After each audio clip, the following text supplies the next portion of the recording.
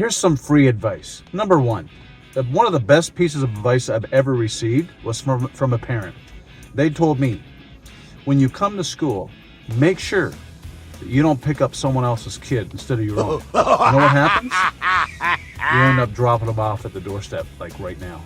So don't do that.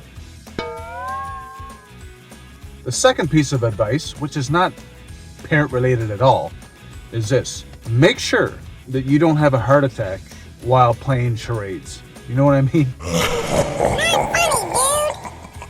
That would be pretty detrimental. You don't want to be dead on the ground and people guessing if you are a beached whale or if you are, I don't know, roadkill. I don't know. My advice is don't have a heart attack while you're playing charades. And the third piece of advice is this. Whatever you decide to do in life, make sure it's something that you're naturally good at. It's a niche of yours. It's not hard for you to do. I told everybody I was going to be a stand-up comedian, and they all laughed. I shook my head and said, "You're not laughing now, are you?" Which they're not, because I'm pretty bad at it, you know what I mean? So, yeah, that's a good piece of advice. Make sure you're good at what you decide to do, especially if you're doing it as a career, as something permanent.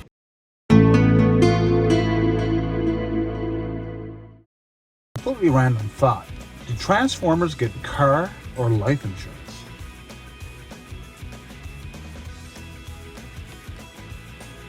This is I think, fourth piece of advice. You know the saying, if you teach a man to fish, you feed him for a day, blah, blah, blah, blah, blah. Anyway, I have a new one. I think it's a good piece of advice. If you teach a man to fish, you'll feed him for a day. But if you feed the man to the fish, he'll never be hungry again. I don't know. Take that advice. Do what you want with it. Sounds pretty good to me.